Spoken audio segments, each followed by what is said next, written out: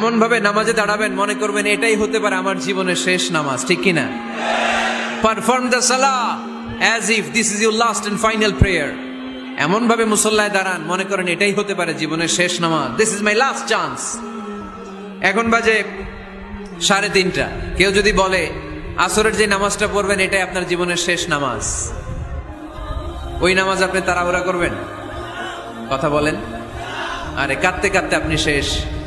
এত সুন্দর অজু বানাবেন, এত সুন্দর আতর মেখে যায় নামাজ বিছিয়ে পাঞ্জাবিটা পরে আপনি নামাজে দাঁড়াবেন। রুকুতে কি সুন্দর রুকু করবেন, লম্বা সময় সেজদা করে চোখের পানি দিয়ে তো সেদিন আপনার যায় নামাজ আপনি ভিজিয়ে দিবেন, ঠিক কিনা? কেন এমনটা করবেন? কারণ আপনি জেনে গিয়েছেন এটাই আমার শেষ নামাজ, তাই না? তো প্রতিটা নামাজের সময় এই জিনিসটা ভাবলে সমস্যা কোথায়?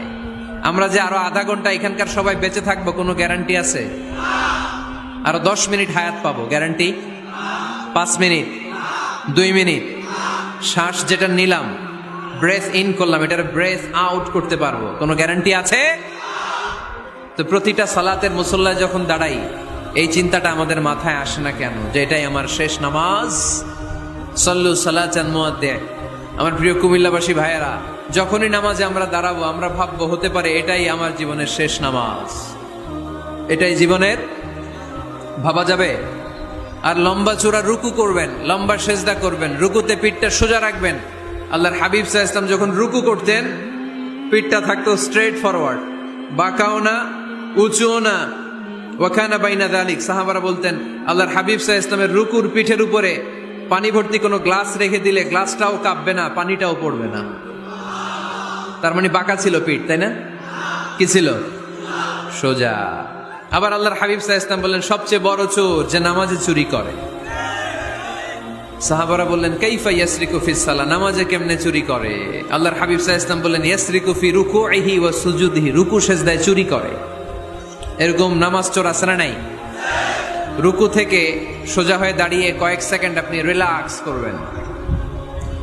প্রথম সেজদা দিয়ে আপনি সোজা হয়ে বসে কয়েক সেকেন্ড রিল্যাক্স করবেন। কি করবেন? রিল্যাক্স। আওয়াজ করে পড়েন সবাই, রিল্যাক্স।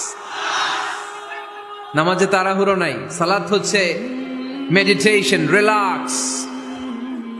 এক সেজদা দিয়ে বসে আপনি রিল্যাক্স করবেন ধীরস্থির ভাবে, এরপরে দ্বিতীয় সেজদায় যাবেন। অনেকে সেজদা প্রথমটা দিয়ে কোন রকম মাথাটা তুইলেই আবার সেজদায় দৌড় মারে, আছে না নাই?